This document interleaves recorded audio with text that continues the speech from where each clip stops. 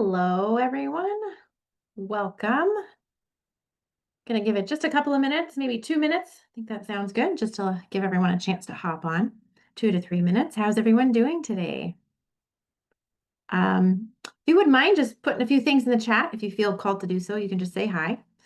You can also share what has happened recently. Where are we? October. Um, Maybe a favorite fall dish that you've made recently or seen someone else make recently. That counts too. I see a lot of things when I'm scrolling that maybe I didn't make, but it's like, I might try that or some variation thereof.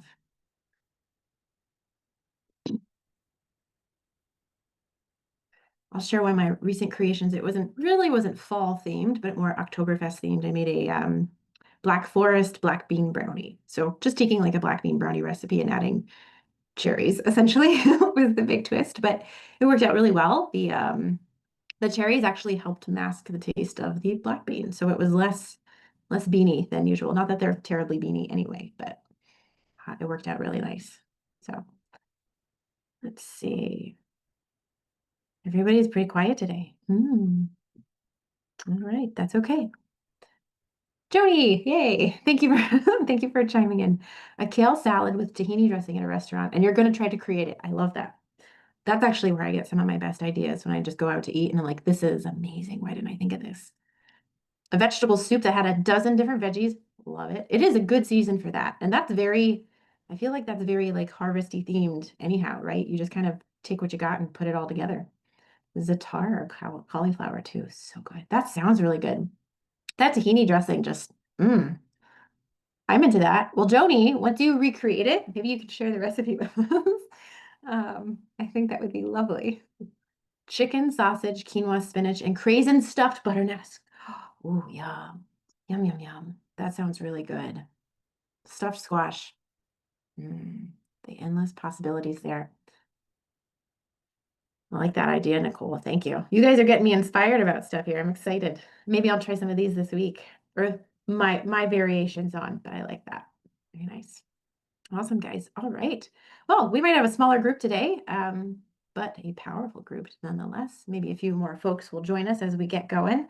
Hey, Liz, roasted winter squash in your normal salad. I like that. So just a nice seasonal variation there um, on your day-to-day stuff. I like that too. Yeah, might as well put a spin on it when stuff's in season. Okay?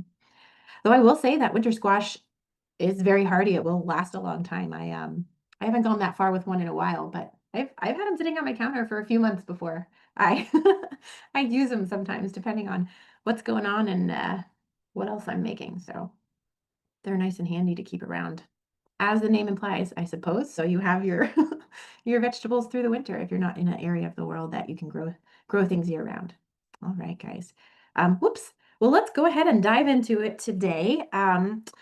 I've tried a new thing this time. I didn't advertise it last time, but I'm going to start posting kind of the topics with these calls. I appreciate those of you who show up anyway, just to hear what I have to say and your faith in me there.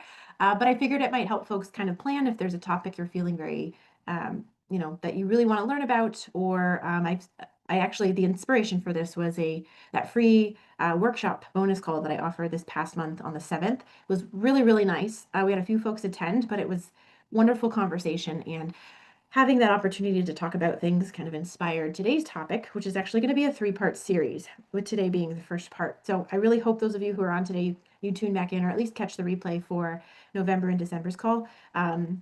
Even if you just show up today, that's still going to be valuable, but it's going to piggyback off of each other for the next 3 months. I figured that would be a nice way to end the year, and then we'll kick it off with some more topics in the spring. So I'm going to start kind of posting the topics ahead of time.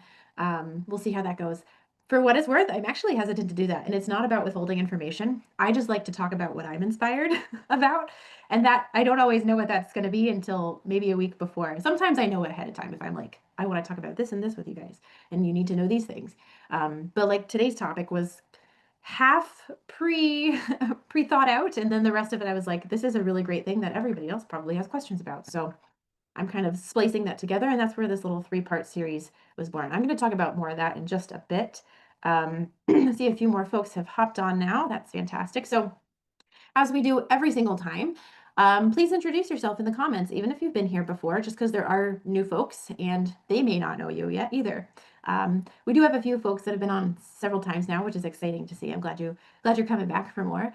But I do really want to know you. I really enjoy connection, and in today's world where everything is virtual, including this is part of how we do that. We have conversations, and even though we're not having everybody on speaker, this is still how we can connect with each other. And I like to go back and I always read the chats just in case there was something I missed, and that way I can get to know you guys better. The better I know you, the better I can help you with whatever it is you're dealing with in the culinary medicine world, and I can keep these calls tailored as such. So I just like to know who you are, where you're based, what are you doing? I always like to ask why you're here today. Is there something you're looking for?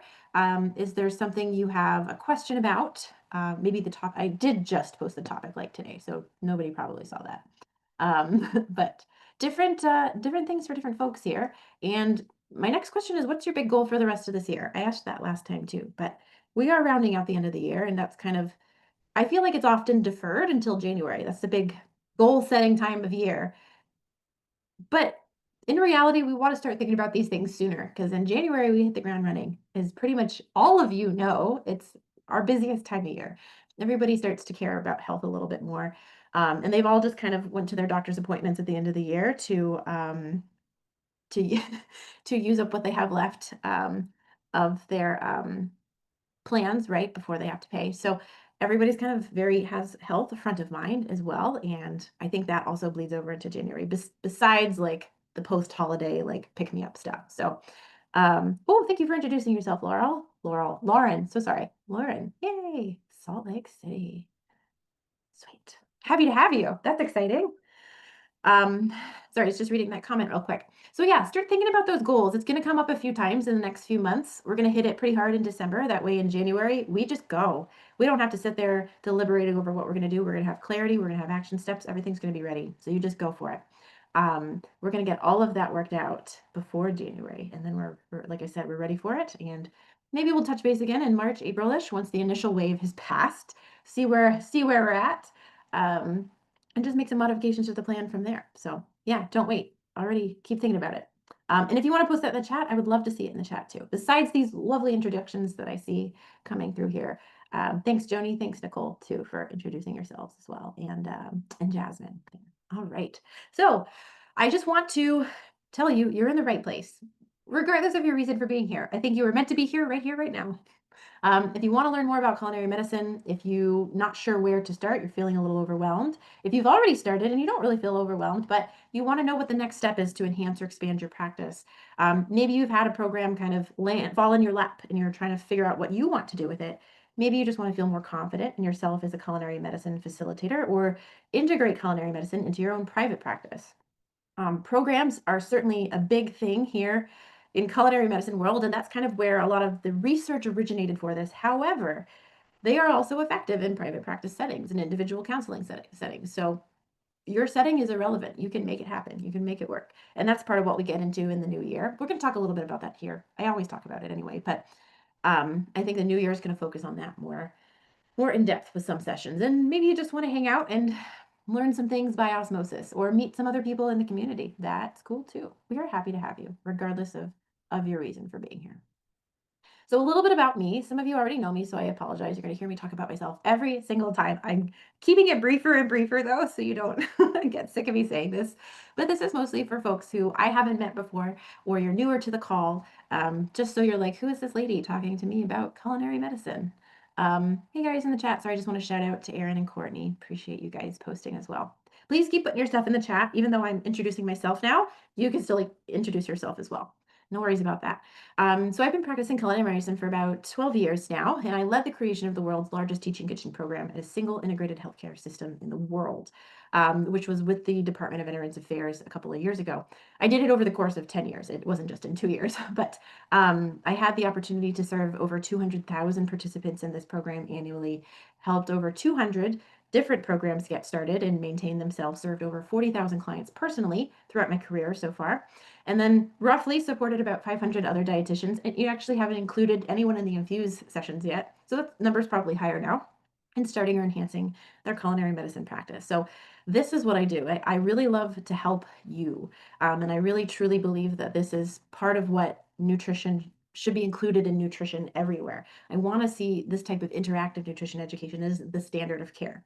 Have everybody have access to that. And I can't do that. I'm just one person, but I can help you do that. It's something I want every dietitian to know and do. And I have other projects where I work with students on, but I also think it's worth helping folks who are already in the field and out there doing this. You don't need anything else. You are enough. That's a big theme of these calls, is shifting your perspective and mindset, working with the strengths and the skills and the resources you do have instead of focusing on what you don't. You can make a lot out of a little bit. And as you grow, you will gain more resources and more momentum and more support. But just start with what you got. Don't let those things hold you back. I started with nothing but enthusiasm and a drive and a, I guess, a philosophy that this culinary and nutrition were inherently meant to be together. I could not separate the two in my brain. Like, I didn't feel like I could talk about food without talking about making food and interacting with food and the experience of eating. It just didn't make sense to me. So that's kind of where I came from. And I built this into my practice, created a program with it, and then eventually led that program, brought that expertise to the national scene with the VA and led it nationally. And now I want to scale globally. That's what this call is about. Now, most of us are in North America, but we get folks from Ethiopia, we get folks from Malta on here. We have folks everywhere. So if you're not from North America, pop it in the chat. I mean, even if you are, you're cool too. We want you as well. But what I'm saying is this is a global practice now, this community of practice. So I'm every dietitian everywhere. I want this to be a thing, and I hope I see that accomplished before I die. So that is why I'm here, in case you were wondering. A little bit about me and my career path here. As I mentioned, most of it was with the VA, but I've always liked cooking, so I like to joke that I got started in the 90s here. It was always something I was doing. I was wanting to do things on my own and make my own food, and I even had, what was it? I think my first, oh, I authored my first recipe in my kindergarten cookbook that the school put together. So I do have a publication from like 94-ish.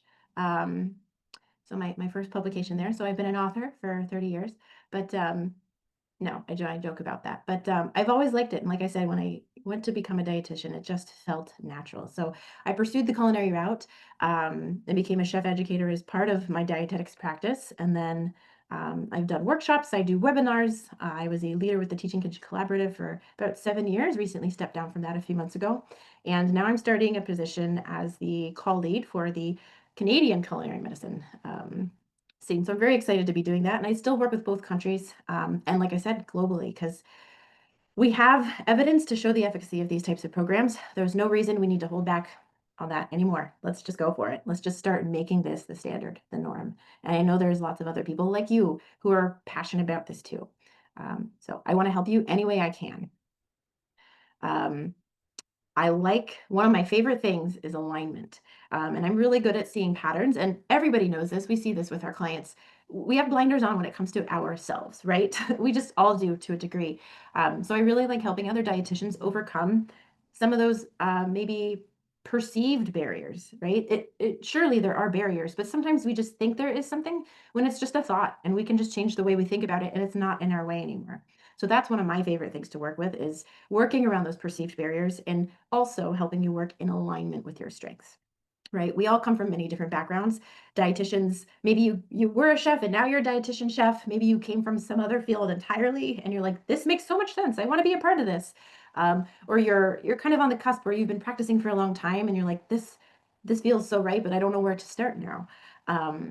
That's what I want to help you with, right? We all have different strengths, different skill sets, different personas, if you will, and they're all valuable. We don't all have to be the same. And that's one of the most beautiful things about this type of practice, is that there is so much variety.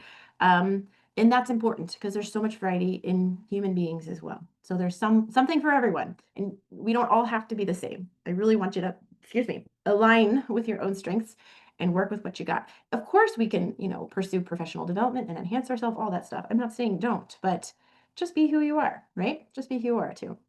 So quick little teaser before I jump into our session today. And I've mentioned this a few times. I am going to be opening a culinary medicine mastermind. It's going to be roughly a year-long program where I work very intimately with you on either starting or growing or scaling your program. If you want to get on that hype list, go ahead and scan this QR code. You're not committing to anything. This is just like a list of people who I know are interested. So you'll get first dibs when I release that. I was planning to open it this month, but it's been a really crazy month and I wasn't ready for it. So enrollment will be opening in December, and we will officially kick off in January. So if you want to be the first to get that information and first dibs on those spots, go ahead and scan that QR code. I have decided officially I'm limiting it to 6 spots. I'm going to keep this small.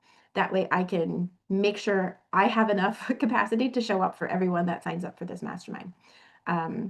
So once those 6 spots are gone, they're gone. Then you'll have to wait. I will be doing it again, but you'll just have to wait. So if now feels like the time, if you're in a groove and you're feeling like I'm ready for the next thing, I think this is it. Don't sit on it too long.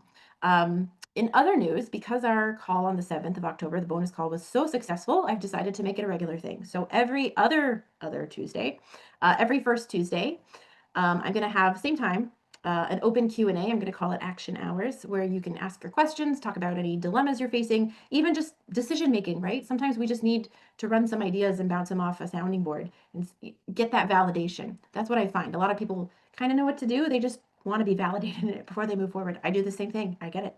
But it's an open Q&A, so you can work directly with me and some of your peers that also show up on whatever's going on with you right now that you want to work through and get past. So those will be sent out in your post-call email today. I'm not going to be advertising those calls to the broader world. That is just for folks registered for Infuse. So just in an effort to keep that an intimate group, and there's kind of a certain amount of, I want to know you have some skin in the game too, in a sense, right? Nobody's paying for this by any means, right? This is a free call. However, just the fact that you've showed up to the Infuse calls or watched the replay, that would count too, right? You've already invested time and energy, and that's the investment I'm looking for. So that's that. Mark your calendars, guys. All right, let's get into the fun stuff for today. So, what is keeping you from going to the next level with your practice or program? And this is a very broadly phrased question on purpose because we're all at different places in different settings, doing different things. But think about this. You can put it in the chat. I would love to talk about that with you. You can also just write it down if you have a little notebook handy. That works too. But what is keeping you from going to the next level? What is the next level as you perceive it to be? For what it's worth, there is no right or wrong answer here. It's all up to you. Everyone's in a different place doing different things, like I said. But what does that look like for you? What is the next level? It could be something big, it could be something small. That's okay. They're both valuable. But what's keeping you from getting there? Is anything holding you back? Anything, anyone, any place, any resource? Anything holding you back? That's what I want you to think of as we're chatting today. Okay, just a few more seconds to kind of reflect on that. If you, preview of my slides there. If you think of something, if you want to say it out loud, I would really love to see it in that chat. But when you're ready, you're ready. And if you're not ready, don't. It's okay. That's okay too. But just think on that. What is keeping you from the next thing? Maybe it's you. Maybe it's someone else. Maybe it's a thing you don't have. Maybe it's a place you don't have. Maybe it's a skill you don't have. Maybe it's also something you think you don't have. I talked a little bit about perceived barriers. Our brains like to stick with what's familiar because that is already vetted. It's already safe. It's confident. We know it checks out. So when we're about to enter something new, it starts to fabricate sometimes all of these what ifs or all of these hesitations that we may not have what we need to succeed. But a lot of times we do. We just haven't tried it out before. Okay, someone put, let's see, Gabriella put teaching curriculum design. Ooh, so maybe the progression of your curriculum is kind of what I'm getting there. Or the content. You can elaborate too. Are we talking content or like frequency, formatting, visuals? There's a lot that goes into curriculum. All of the above is a fine answer as well. Thank you for sharing, Gabriella, by the way. Yeah. What's keeping you from the next level? I mentioned before there is a beauty in the variety of application. That being said, as facilitators, it does conserve our energy if we find a groove and we can repeat it. You know, we find something that's part of the scalability, so to speak. I don't know if that's a real word. I might have just made that up. But if we want to scale what we're doing, we find something that we can rinse and repeat, rinse and repeat. It's not making it washed out. It's not even cookie cutter. There's still an opportunity for us to flex within that structure. And that's kind of the beauty of a design, a curriculum design here. Now I'm talking about curriculum. I'll move on in a minute, but Gabriella is the one that answered, so she gets it. So we're still creating that, right? But if we customize it to our strengths and our skill sets and our resources, it gets a lot easier for us to do that over and over and over again. And that's part of how we scale. Lauren also shared that figuring out the logistics, finding a space to teach that provides all the equipment, marketing, the classes, finding a time of day. Yep, the logistics is a lot. It does. It does get you bogged down. My best quick piece of advice for that, because I could also talk about that one for a while, is pick something and try it. Okay, you can spend all day trying to think of the best solution. The reality is there may not be any one thing that's the best. They all have their own pros and cons. So go with what is more doable for you in the long run. Like, what can you maintain? Because whatever you're able to do, you can still improve upon over time.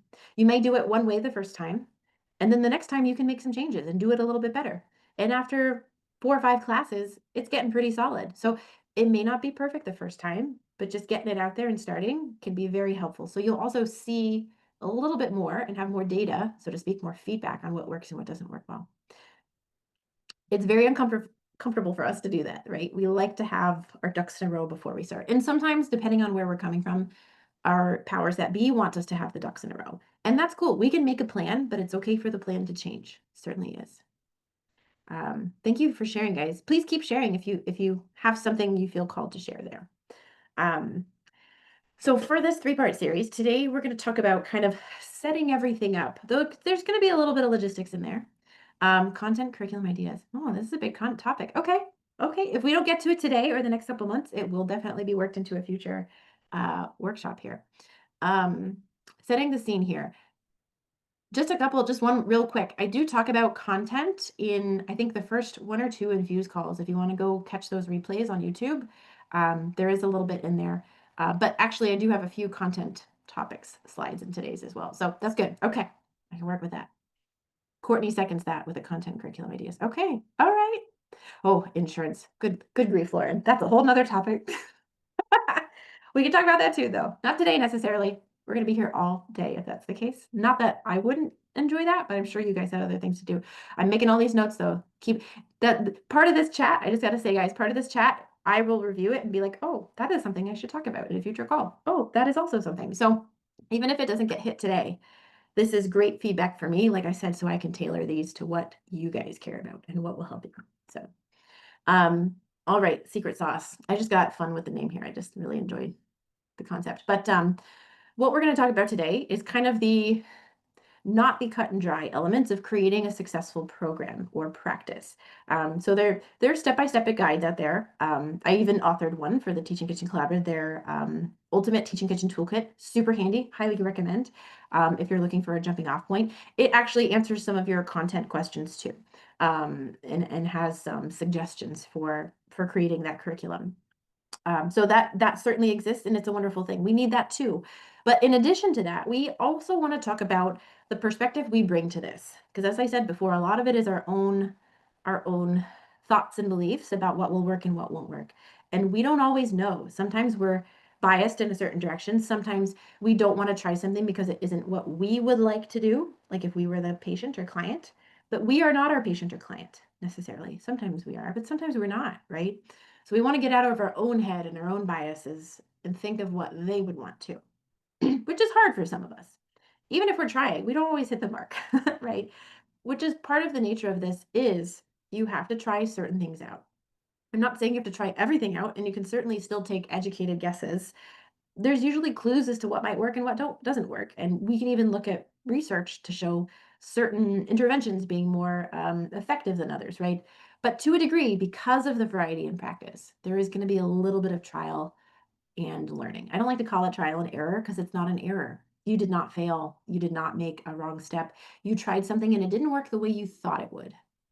Doesn't mean it was bad or wrong. It means you can learn from it and do it differently. And maybe it will work out the way you thought it would that next time. So that is just part of this. But I really want you to reflect, and this is kind of the same thing I asked before, but besides all these logistic things, is there anything else in the way? What is in the way? And let me maybe ask you this for those who did brave the chat here. I'm gonna go back to yours, Gabriella. What about the content is getting in your way? Like, is it, I'm just going to keep asking why and what, to be honest with you. What about it? Why? What is your dilemma? Or what are your choices that you're having trouble deciding between? Is it too much information? Is it not enough information? Something like that. That's what I want you to start thinking about, right? To kind of get to the bottom of what this barrier actually is for you. Um, so for today, this is what we're largely going to talk about. Some of the objectives, not objectives, some of the barriers that came up for folks on our bonus call earlier this month was speaking naturally when you're a little nervous, like if you're doing a recorded video session, or maybe this is one of your first cooking classes, or you don't feel very confident in your culinary skills, even though you're a dietitian, you know exactly what you're talking about from a nutrition standpoint. How do we speak naturally and not come off like robots or like people who, just feeling not like ourselves? That's going to be one of our topics for today. We are going to talk about determining content and what to talk about. So not curriculum development precisely, but I definitely think there's going to be some application that you can use from that, Gabriella. We're going to talk about setting the scene. So not just what we're delivering, but how we're delivering it, and kind of starting to create an environment that is conducive to learning and conducive to our goals for the program or practice. We're going to talk about preparing ahead of time, not just for your participants, but for your needs, and then cultivating the confidence in your own unique skill set and strengths. So lots of good stuff here. All right. So speaking naturally, I said when you're nervous, speaking naturally, I was going to say when you were kind of delivering a virtual class or a cooking class, but honestly, this applies to any time you're just speaking and you're nervous about it. So it could be a variety of applications. Some people aren't nervous about speaking, but a lot of people are. And I just have to say, it's very normal to be nervous. Even I get nervous. No, even I get nervous before a speaking gig. Not so much with these calls, because I feel like this is, I have intentionally advertised this group to be a specific thing. So I know the people coming in to care about those specific things, and I already feel connected. And that connection keeps me from being nervous. But when I speak to bigger groups of people, or I speak to unknown groups of people, I do get nervous. And I still do okay, but it doesn't mean I'm not nervous beforehand. So first of all, I just want to say, it doesn't mean you're a bad speaker or that you're not meant to speak if you get nervous beforehand. That's a very normal thing. It's just kind of part of it. You can implement practices to help yourself feel more at ease or less anxious about it. And that is unique to everyone. Some people like to warm up. Some people like to talk to someone else first. Some people like to review their slides and notes right up to the thingy. Some people like to go for a walk or work out just to get some of that energy out. There's lots of different kind of pre-speaking rituals you could partake in, and that's part of it. So whatever your setting is, if you're cooking for a recorded video, if you're cooking in front of a live audience, if you're I guess those are the two options, either recorded or live, huh? Um, do what you need to do to put yourself at ease and let yourself be yourself, is I guess what I have to say here. A lot of folks feel like they may have to script themselves if they're doing, especially if they're doing a recorded video, but I've even seen it with classes, especially when we get to curriculum development. I'm going to kind of tie this back into Gabriella's um, question there a little bit. Um, what is it? Where's the line there between script versus off the cuff, right? That I find is very person dependent to a degree. Some people are very comfortable with off the cuff. Some people are not, and some people are somewhere in the middle. You can do a little off the cuff, but you would like an outline, for example. Um, there's no right or wrong. Again, what works better for you? What makes you feel more comfortable showing up? Would you prefer a script? If so, I'm going to ask you to rehearse that script. Practice, practice, practice so it feels natural. Also, I would highly recommend writing your own scripts. Don't have someone else write it for you, because it's not going to sound like you. It's not going to sound like how you talk.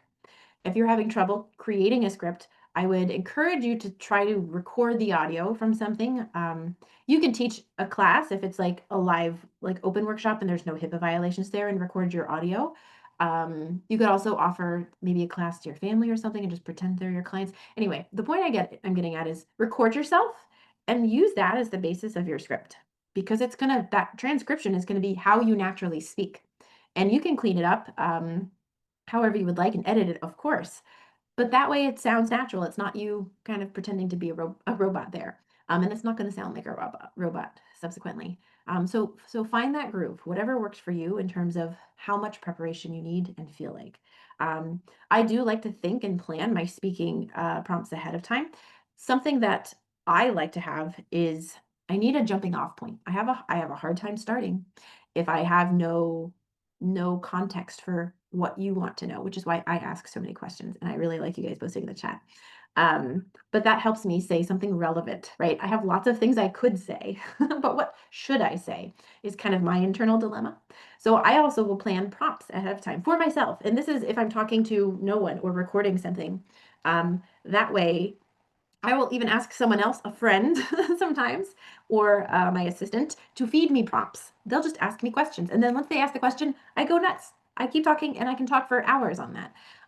But I need that jumping off point sometimes. So maybe that's you. If you feel like you don't know where to start, give yourself a few starting points. And that's your preparation. This can just be on note cards even. Um, Maybe you just need an audience member. And this goes more into recorded sessions or even virtual sessions where you don't see as much the person on the other side. Just remember when you are doing anything recorded, there is someone on the other side. They're just not at the same place in time and space as you, right? They're still watching the recording at some point in their lives. So they are there, but we feel the disconnect, right? So maybe you could ask a family member or someone to be your audience while you record and make it more natural. I also find that just giving yourself some warm up time can also help. So start the recording and let yourself just chat about stuff. Talk to yourself, ask questions. You can even just give a little outline of what you did to prepare, like you're making a list for next time of the items you're going to do. The important thing is you get yourself talking, so you get warmed up and it's something like singers do, right? They always do a warm up to warm up their vocal cords, but it's also getting your mouth used to talking so you can articulate your words and think of the word you want to say better. I notice a big difference in myself when I rehearse versus when I don't. I don't even need to rehearse the whole thing. I just need to talk for a little bit. So I like bring all the words I want to say to the front of my mind, something like that. I don't have a real scientific process for that to describe it, but it does work. And last but not least, like I've said a few times with things, just rehearse it. I feel like this step really gets skipped a lot. People don't like to practice things. It's a little tedious and boring, but that's how you get smooth. That's how you get good delivery. That also helps with your own confidence. When you know you can deliver the right words in the right order and get your point across very concisely, um, that makes us feel good, right? We feel very empowered by that. So that rehearsal isn't just you practicing it for the delivery, it's also for your own benefit. So you feel very confident in the delivery of it. I'm going to check the chat one more time here. I saw someone else post here. Courtney, the way I cook for myself is very loose and error prone, which is fine because it's just me. But to teach someone else requires a bit more explanation than my usual winging it. Oh, I love that. Same, same. That's okay. There is value in that too, Courtney. There really is. People really like the human aspect of us when we're teaching a cooking class. We don't have to be perfect. We don't have to be professional chefs. We don't have to be Emerald or Gordon Ramsay or any of those folks, right? We just have to be ourselves, and we are still helping people and sharing information that will help them in their own lives and health journey. It doesn't have to be perfect. If you're error prone, just call it out. That's one of the best things because it makes you more relatable, and that is a key element for creating an experience that is memorable for people. And that is one of the ingredients in the secret sauce. I was going to talk about that more in the November call, but that's part of it is creating that kind of relatability factor in a way, and making yourself more human to them. Because sometimes they do put us on a pedestal. Even if we're not putting ourselves on there, they look up to us, right? We are giving them advice that can change their life, really, and guidance that can change their life. And it does change their lives, right? So they making ourselves a little bit more maybe accessible is a word to use here too, by calling attention to those errors and showing that we are not perfect either. We are human and we also make errors, or mistakes, and how to turn that mistake into a success, which is a wonderful skill set to have in and of itself. And that's what I love about this. Excuse me, is also very valuable to these classes because that's part of it. We're not teaching people how to cook on a restaurant level or a demonstration level. We're teaching people how to cook for themselves and their family in their own home. So if that's how you cook for yourself and your family in your own home, there's a lot that translates really, really, really well. Really well. Maybe a little bit more explanation, but that's okay. I'm sure you can come up with that explanation on the fly too, right? Just talk about what you did and what you would do differently otherwise, even if you're not able to do something differently in that moment. Yeah. Thank you for sharing, Courtney. All right. So content. I feel like this is what Gabriella wants to know about. No, maybe some other folks too. Determining content and what to talk about. I wasn't intending to talk about curriculum so much with this, but this can still inform your curriculum if you're wanting to create one. Um, what do we talk about? The important thing to remember is you are not your audience. So you don't necessarily need to talk about everything you care about. And as dietitians, we care a lot of more, care about a lot more things usually than our clients do. Not always, because we see it all. We see all the things that they could care about. And we do already. It doesn't mean they are there yet. We have to lead them on that journey. We need to meet them where they are and start with what is relevant and appropriate for them right here, right now. They may not be ready for all the things that we want them to know. We can get them there, but not in a day, not at the one encounter, right? It'll be a bit of a journey, which is where the curriculum comes into play, right? That is your client, your patient journey in getting from where they are to where you want them to be. So start with, again, wherever they are. Address common questions that come up in individual sessions. That's a really good place to start. That gives you information about what is top of mind for them and gives you ideas of how they see things. What is the lens that they're looking through this with? Because again, they're not you. There's going to be other things in their life that maybe are a little bit more important than this to them, or that are their driving motivation for even being here, right? As much as we can tie it back into what they put value in, they're going to stick with it more. They're going to get more value out of it as well. Um, I'm a big fan of semi-preparing and then letting things flow organically, but you can still have a backup plan. That's the nice thing about a curriculum is you have something you plan to talk about. That way you're not left hanging. But if it doesn't go that direction, that's also okay. Maybe someone asks a question and the conversation goes somewhere else entirely. You can wing it, but you have your plan to fall back on, which I do believe helps with facilitator confidence. And some people do like to preview what they're going to learn. I will say most people don't that much. We put a lot more effort into that than people actually bother to look at. But there are a few folks that do, and they kind of plan things accordingly. So um, I like to prepare a few talking points, but let that session flow, right? I'm ready for some questions. You also don't have to know the answer to every question. If you don't know, or if something makes you uncomfortable to talk about it, say, I don't know, but I will look it up and get back to you. Or I think this might be a better conversation for a one-on-one session. Something like that. You can defer to a later time and address it then. Sometimes it doesn't ever even come up again, but you don't have to have the answer for everything. You don't have to be an encyclopedia. So um, stick with what you know. Yeah. And again, it also makes you more trustworthy and builds rapport when you are also willing to admit that. Clients do seem to like that as well. When they ask you, I mean, of course, don't say I don't know to everything. I don't think you're doing that though, right? But admitting when we've reached the bounds of our expertise and or at least our current knowledge and saying, hey, this is what I know, but I haven't looked at it in a few years, so let me do some research and get back to you, right? Build some trust there. So not a bad thing to do. I also like to prepare questions for my audience, right? We're thinking about what can we talk about, what will they ask us, but what can we ask them? That's also a nice area, one for engagement, but two, to help you tailor things. When you ask them questions and then they answer, you're getting data about what's relevant and important to them. And that's how you can continue to cultivate value in your own sessions that you're offering here. Um, Generally speaking, per encounters, so like for each class, I think of it as just a rule of threes. I have a rule of threes for almost everything, but three things. Our brain can hold three things as long as they don't compete with one another. But I try to limit the content to three primary take home points, right? What are the big three things that you want them to get from this session today? That should drive your curriculum and your content for that class. That's it. There might be more, but honestly, there doesn't need to be more. Most people aren't going to absorb all of that information. Like even if you give it to them, they're only going to take a few things anyway. They can't contain it. They have to learn it. They have to process it. They have to try it out at home. So spread it out a little bit more or repeat yourself. That's okay too. Reinforcement isn't a bad thing. So try to nail down those three primary take home points.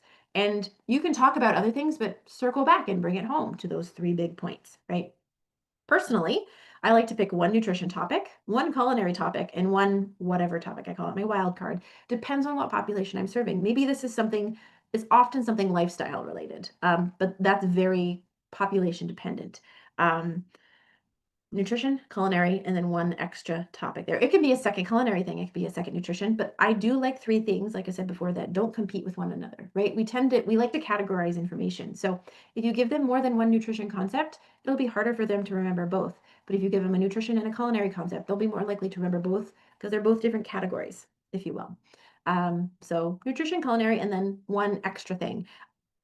whatever you feel like that population needs. Maybe it talks about grocery shopping. Maybe it talks about food storage. Maybe it talks about setting up their kitchen or mise en place. It could be kind of culinary adjacent or nutrition adjacent. It doesn't have to be like completely wild, like, I don't know, what type of fabric is my shirt made out of, right? Keep it relevant, of course. But what does your audience want to know? What do they want to talk about? Maybe it's a confidence thing. Maybe it's encouraging them to try something out for themselves at home and even just talking through how they would do it differently. That sensory exploration, different types of spice profiles, palette development, whatever. Wild card, right? Your choice, dealer's choice.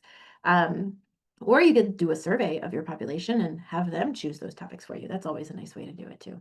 So lots of options for content. Maybe that's part of the dilemma, Gabriella. It's hard to say. I really hope you can come to one of our open Q&A calls and we can workshop this a little bit more together. Because I have some questions I want to ask you. So I get a little bit better answer coming here. Yes. Okay, good. It's a date. All right. So the ambiance is part of it, and not the ambiance in maybe the traditional sense, but kind of at the same time. The environment really, it really truly does dictate how we will respond to a degree. And I think we know this. We see this in our work as dietitians, right? It's not just knowing what to do, but doing it. That's the hard part. People can know what to do. It doesn't mean they are going to do it.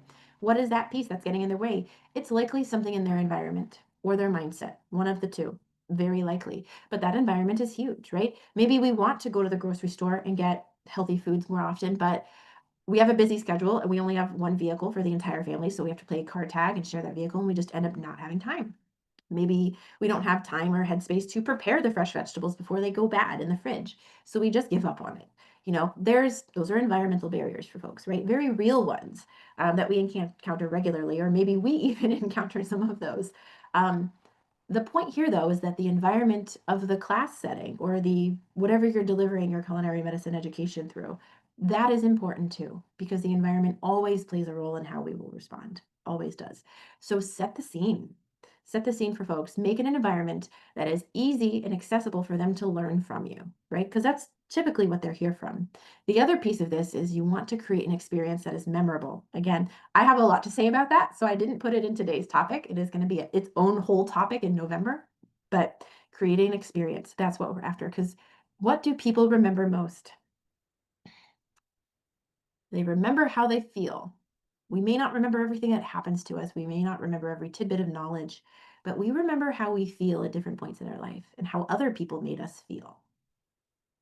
And that's what we can harness to make our classes more engaging, more sustainable in the sense that people will keep coming back. So we increase retention, more relatable.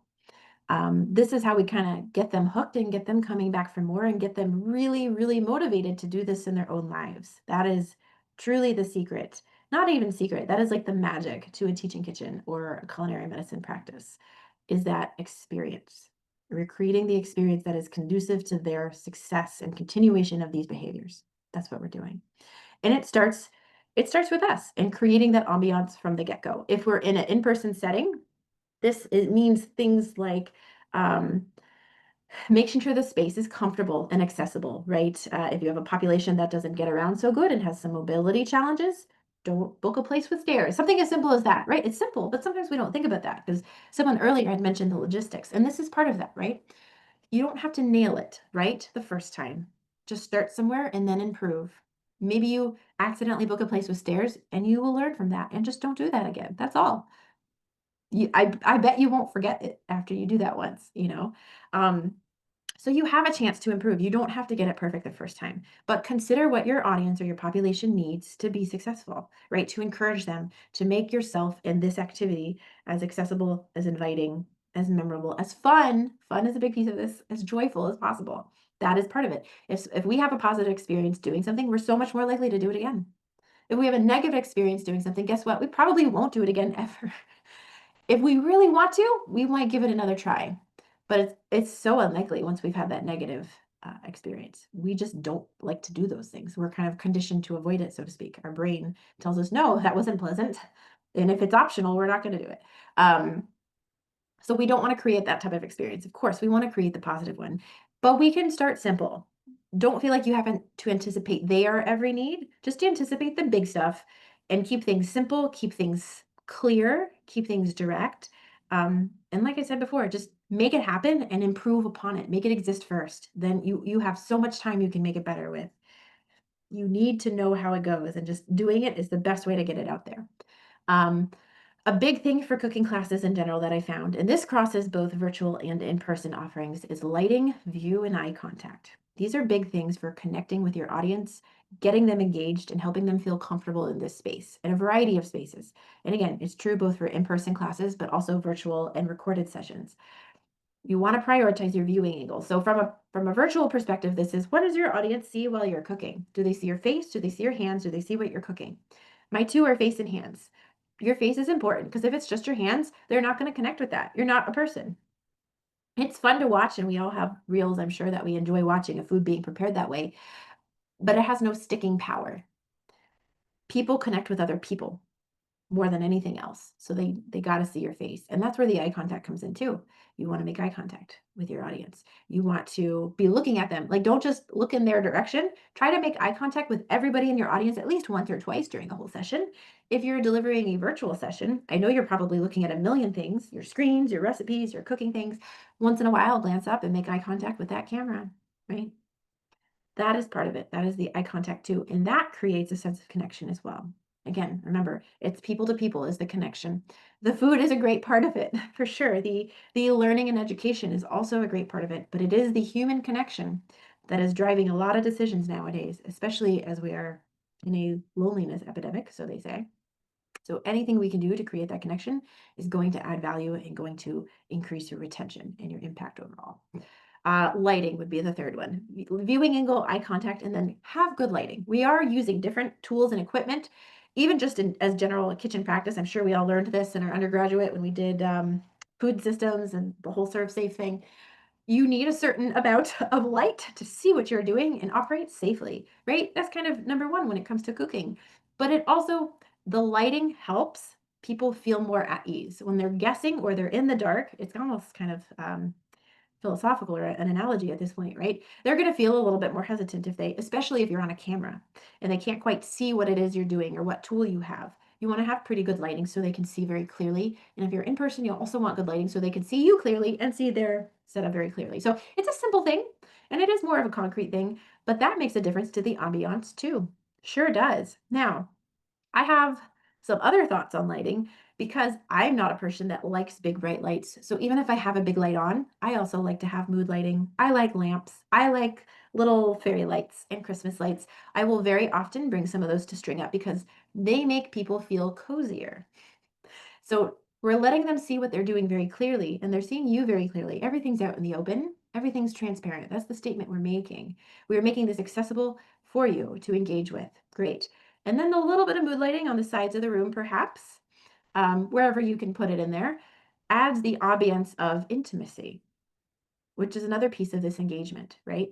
It's again facilitating that sense of connection. We start to feel more relaxed and at ease when we have those more warm lights in the room. We don't want to sacrifice our good lighting for the warm lights. And that's why I like to just do both. Have some warm lights around the edges of the room to create that nice ambiance, but then have very well lit workstations. Or if you're doing this on video, have some fun lights in the background or maybe a corner, and then have a nice, like, bright light on whatever you are working on that's in the video. Yeah. Little things, subtle things, but this is part of our environment that makes a difference. And I find it's one of the, easy may not be the right word. It's like highest impact, but most accessible for us to change. There's not too much that stands between us and figuring out a way to get better lighting. We can usually do that or make it work, right? There are ring lights that are pretty cheap nowadays.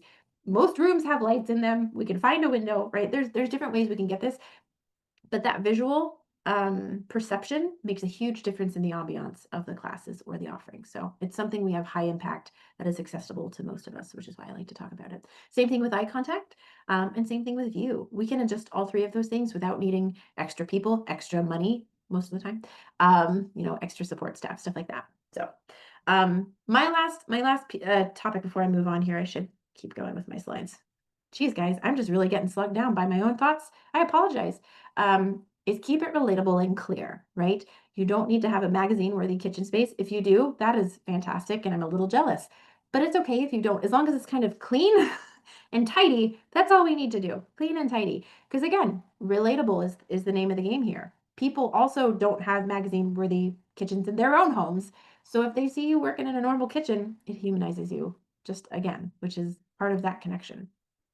Okay, I have two more here. Bear with me, guys. If you have just a few minutes, I would appreciate your time. I do understand if you have to hop off. This was recorded, so you can always catch the end a little bit later. Work with your strengths.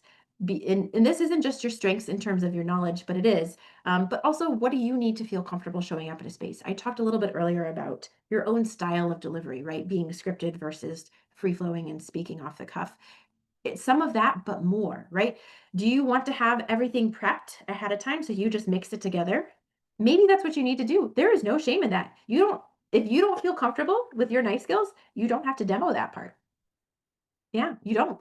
You can work with what you got. You really can. I would advise learning knife skills because it is a very fundamental thing and it will come up and again and again and again. And it's also a safety thing. So if you don't have this skill set, it's something I would recommend seeking out. But don't let that stop you, is what I'm saying.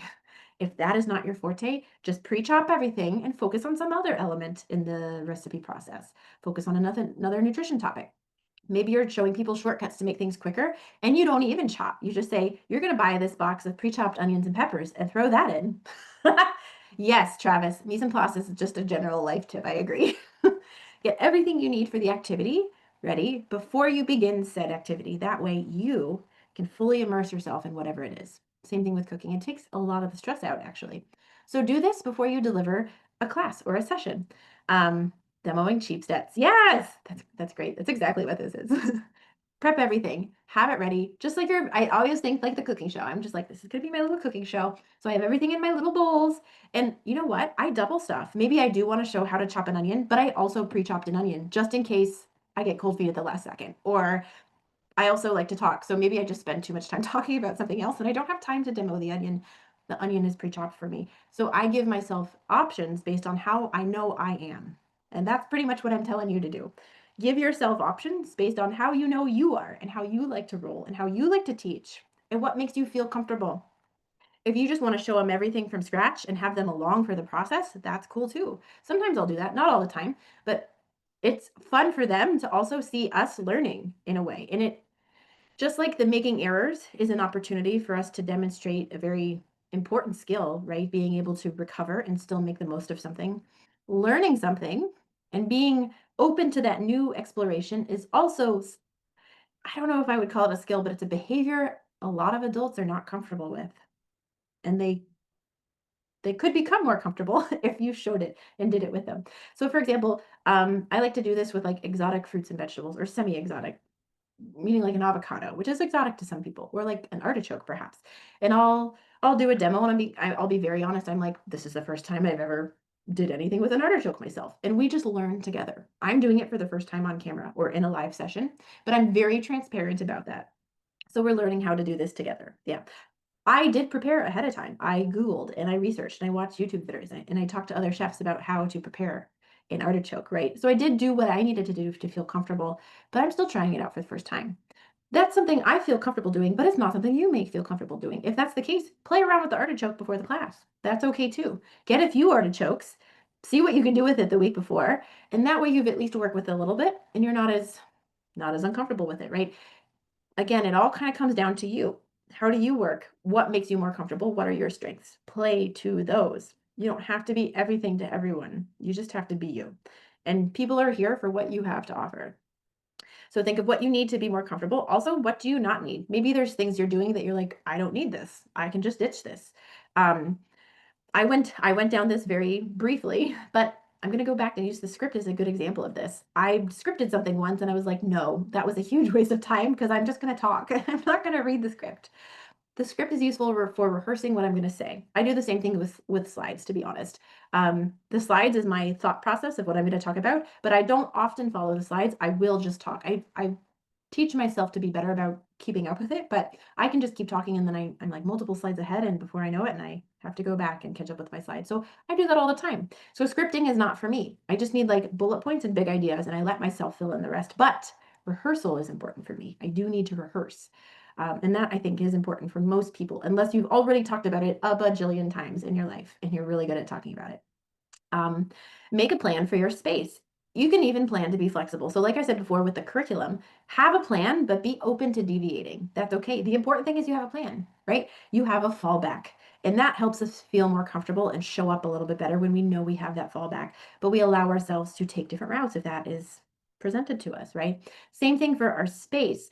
I have a designated area that I like to do my demos in, but I have made do when I have to make do. I have done demos at a desk very similar to this in a shared office space before. So it's okay to get scrappy and kind of have those backups. If you can pre-plan them, that's great. But really, I really think we're all capable of doing like anything with anything. I kind of believe that. Like it just is where there's a will, there's a way, right? You guys, myself, we are all innovative and creatives in this space. And that is such a huge strength. Strengths. Whoa, strength. My God. Um, Harness that, guys. Harness that. Just because it's not what everybody else is doing doesn't mean it's a bad thing to do, right? Get creative with it. Have your plan, but let yourself be flexible. Last but not least, I like to throw out the proposal of a teaching kitchen in a box. This is a concept I created when I was in the VA, and it's a tote box, like standard size tote, and you just put some basic cooking stuff in there, and it's your little mobile kitchen. And you just take that, you pop it up on a counter, you pop it up in a conference room, you pop it up on some folding tables, and that is your teaching kitchen. It is a teaching kitchen in a box. So handy, so flexible. If you don't have a built-in space, if you have a built-in space, please use it because that's so much nicer. But this works. It's a system that works. So create a system for yourself, depending on what your setting is and what your needs are. If you want some more opportunities and ideas to workshop that, show up to one of these Q&A calls. That is exactly what these are designed for. And I can help you come up with your own teaching kitchen in a box. I can also share you what my teaching kitchen in a box looks like. So shoot me an email if you want that sheet. I think it's on my website somewhere too, but I can send it over to you. Last but not least, and this is still kind of honestly piggybacking from the last spiel, work with your strengths, right? You got your own style, and that is what people want. The authenticity is what we are after. That is what creates trust. People learn from people, people connect with people. They want to see you, they want to know you. They want to be with you and they want to learn from you. That's going to create rapport and retention like nothing else will. Sure, you can be really great at something, but if you keep a wall up between yourself and your clients and I know we all have professional walls we keep up. I'm not saying you got to break those down, but you can still be professional and relatable at the same time. You really can. Let that happen. And the other thing I see is don't try to be someone you're not. I do it too. We have our idols in the space of culinary medicine or dietetics or whatever it is, our professional mentors or people that were like, I want to be like them. They're so cool. That's great. There's certain things I'm sure you can emulate, and you likely have some common characteristics, but you aren't them. And don't try to be that. Just be you, right? That is also something people want. And the folks in your class, your current clients, that's what they're here for. They're here to learn from you. They're not focused on what you don't have or that you're not someone else. They only care that you're you and that you're here to help them. So just remember why you're doing this to begin with, and just show up. I just put this as a last bullet, wear the power suit. Guys, if you have an outfit or a chef's coat can be this for a lot of people, or a certain apron, wear it, right? I call it the power suit. It's the outfit that just makes you feel like $1,000,000, like this piece of clothing was designed for you. It makes a difference. It makes you show up more comfortably, which will make you more authentic. When we are wearing something that is not us, it's going to be hard for us to feel like us and act like us and be us. So don't make yourself, I mean, like, look nice and clean, of course, but don't try to be something you're not. Don't show up in a costume that is not you. Just wear what feels comfortable, or your power suit if you have a power suit. So okay, that's the end of my spiel. Tried to finish up rather quickly there. That's not too bad. 11 minutes over. I can do it. Most of you hung out with me. I'm so happy about that. So real quick, I'm going to take like maybe 5 more minutes of your time. 4. That way we can get you out 15 after. I appreciate you staying on. But take home message is tailor your offerings to work within your natural tendencies too, right? I know we're doing this for our audience, but you are the one doing this and it has to align. Otherwise, you're not going to be able to keep it up for very long and it's not going to stick. And your passion's not going to show up because your brain's too focused on all these other things that don't matter. Make yourself feel comfortable. Do those small things so you can show up confidently. And when you do, you'll be more relaxed and you will be the natural version of yourself that just comes through anyway. And then again, less is more. And this goes for everything, content, curriculum, logistics, all of it. We think of a million things. Truthfully, we don't need that many things just to get started. And that's the important thing. Get started, you can make it better later. You really can. You're gonna already, even without trying, you're gonna make it better the next time you do it and the next time you do it. Trust that process and trust yourself. And that's part of our self-empowerment reminder here. Your clients are here to learn from you, and you don't have to be anyone that you are not. You're already enough. You already know enough. You have enough resources, and they chose you for a reason. Okay? You don't have to be everyone, everything to everyone. All right, everyone that has been with me on the call today, you're going to receive an attendance, a certificate of attendance for one CEU. We did increase this from a half because my calls have been going a little bit longer and they do take up the full hour. So I initially thought I would only deliver about 30 minutes of education, but it ends up I like to talk, so here we are. You'll also get one entry into our prize drawing. That's going to happen next month, November 18th. And the giveaway is this lovely complete recipe writing guide. It is actually a hefty tome, but very, very well put together. There's nobody better in the world that could have written this than Rayanne Sarazan. So I'm very glad she did so and gave us this gem. Anything and everything you could ever want to know about writing a recipe. We will be doing a recipe and curriculum development topic in the early new year. So we are going to talk about that kind of stuff on this call. But if you don't want to wait, this is a wonderful book to grab. And then just as a reminder, put November 18th on your calendar. Thanks, guys. I'm so glad you've been here. If you have to hop, I appreciate your time today. And then I'm going to be sending out the calendar reminders for the new Action Hour Q&A sessions as well. So if anybody wants to come workshop your little things going on or whatever topic is front of mind for you or a big decision to make or anything and everything, that is your chance to just have us talk. I do not show up with any slides. It is just me in a meeting and you get to pick my brain. So thank you all for your time today. Hopefully I'll see you again. I appreciate each and every one of you. You have been wonderful. Have a great rest of your Tuesday. Take care, everyone.